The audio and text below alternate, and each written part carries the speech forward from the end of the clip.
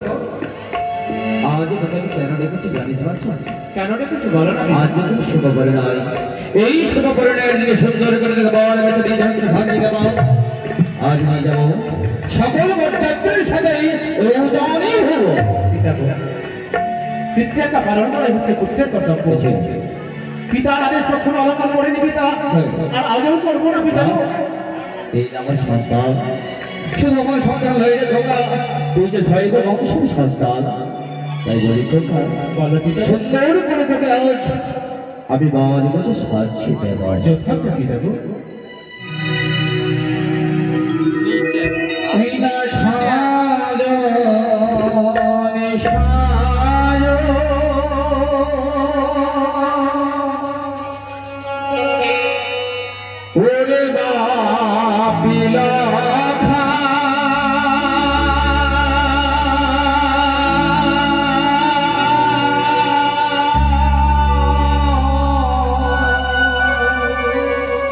বলো পিতা।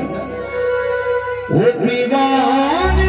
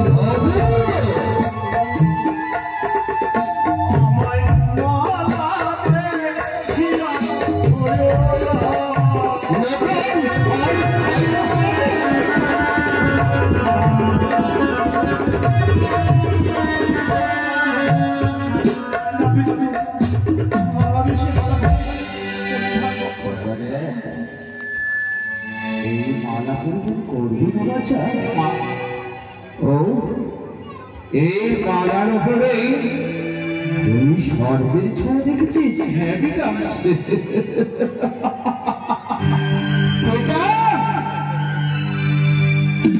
এই স্বর্গের ছায়া নয় রে বাছা, তুই বড় মনে রেখে। বাহ বেশ, এই মালা পরিধান করবি না তাই না? হ্যাঁ চলো ভাই, তোকে আমি মালা পরিধান করাবো। কিন্তু জানিস তো, জানিস দেখ তো বাছা, তোর জন্য মালিন মাঝে অতি যত্নে নির্মাণ করেছিস সোনার মতো। কত হিরে মনে মুক্তা দিয়ে নির্মাণ হয়েছে এই সোনার মতো। এই মালা যেটুকু পরিধান করতে হবে আর বাচ্চা এই মুকুট তোকে আমি পরিধান করিয়ে দিই পিতা। ওই না সুন্দর পদরে মালা খাই গোলামি আর ফুলারে।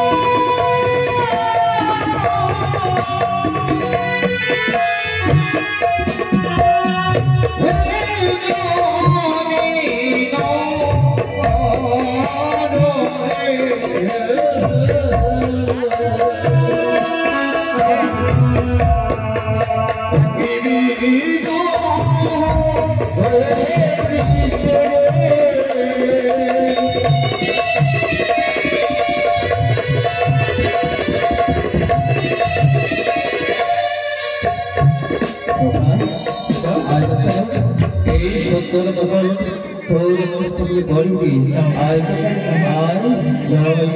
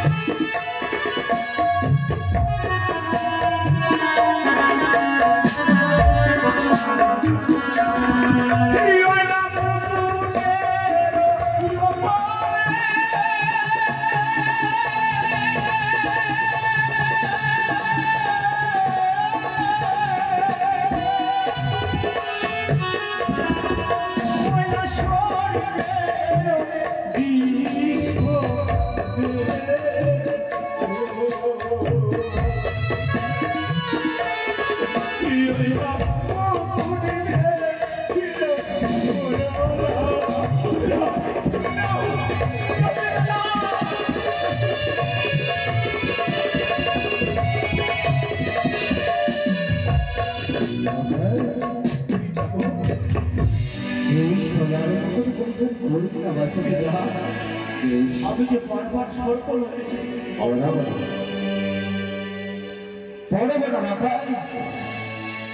সুন্দর মালা সুন্দর মকর পড়া পড়া তুই মালা মকর রেখে আমার কোনো লাভ নেই। তুই যদি মালা মকর না পড়িস তবে মালা মকর যাবার কোনো প্রয়োজন নেই। এই মালা মকর করতে হবে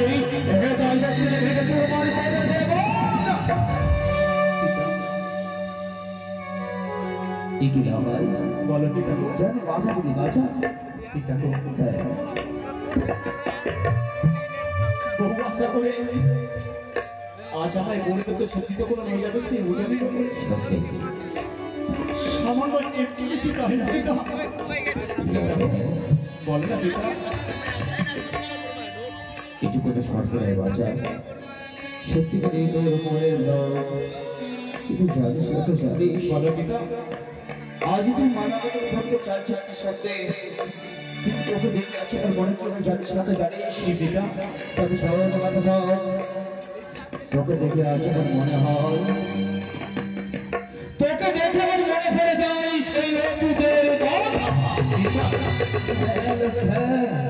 যেদিন ধরে ছাইতে থাকেন হারিয়ে দিয়ে আমি শুনে গেছিলাম এক এক করে আমার চোখটা তোকে নিয়ে 70,000 মাঝে বললাম ওই দক্ষিণে বাবা বাড়িচ্ছে বাড়িতে সমাপ্ত করার পরে ফিরে আসলামে কালী হয়ে দিয়ে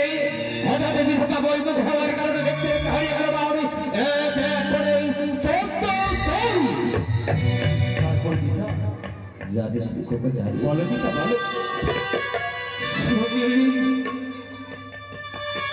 জীবনকে বাজি রেখে কালীবাগে হাসতে হাসতে এসেছিল চম্পকরাজ প্রাসাদে। চম্পকরাজ প্রাসাদে এসে থেকে সকলে আনন্দ সবাইকে জিজ্ঞেস করলাম চম্পক এত আনন্দ কিসে?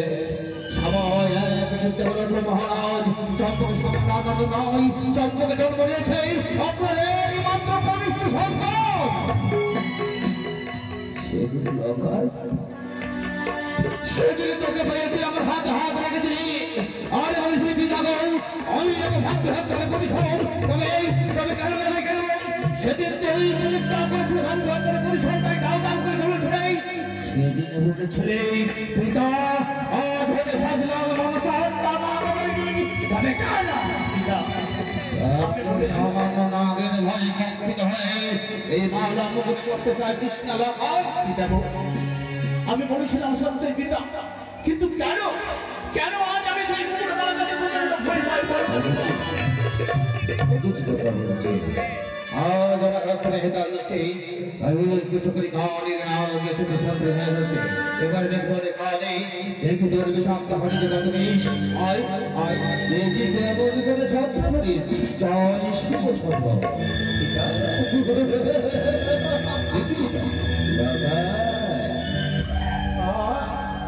এই মালার মধ্যে কোনো সুর পরিচিত দেখতে পাই না। এদের সবই ধরে পিতার খেলা লাগায় আয় বাচ্চা পরিধান কর এই সুযোগ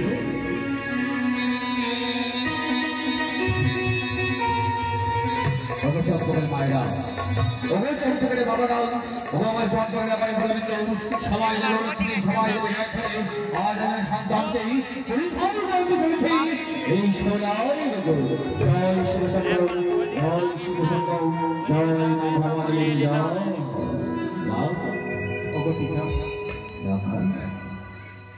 আজ আমায় এই সমস্ত পরিবেশে সজ্জিত করেছে, তবে বলো না পিতা ভাই এই পরিবেশে সজ্জিত করি কেমন বানিয়েছে বলবে না পিতা? অপূর্ব বানিয়েছে ভাই।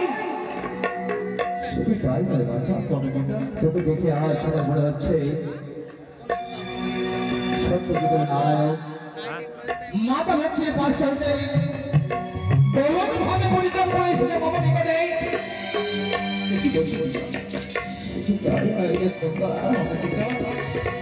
আজ ভগবান রাম চন্দ্র মাতা সীতার বাচ্চ হইতে বিরাজমান করেছিল চম্পক রাজপ্রাসাদে।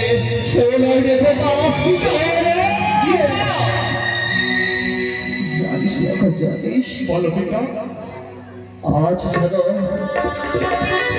দাপর সুরের ভগবান শ্রীকৃষ্ণের স্থানে পরিত্যাগ করে চম্পকে তাই তো ইচ্ছা হয় না ভাই তোকে জানাতে আমার সস্তাঙ্গে প্রণাম।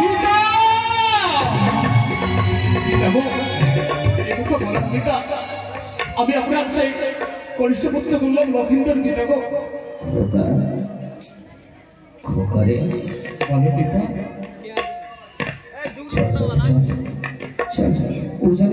চলো পিতা গো। আমার নিজেতে নিজে থমকে গেলে বলো না পিতা।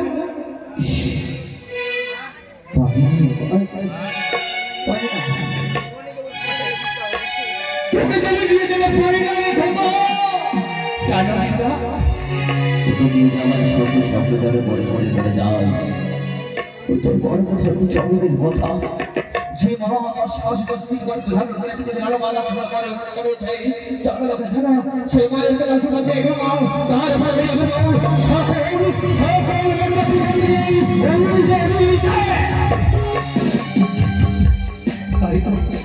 আমি ভুলে গেছিলাম যে জন্যই আমাকে 10 মাস 10 দিন গর্ভে ধারণ করে মানুষের নাম প্রকাশ করে দিল, সেই জন্যই কথা বলে দিয়ে আমি চলে যাচ্ছিলাম সেই জানি না বলে না জননী আমার কথা মনে বসে রয়েছে।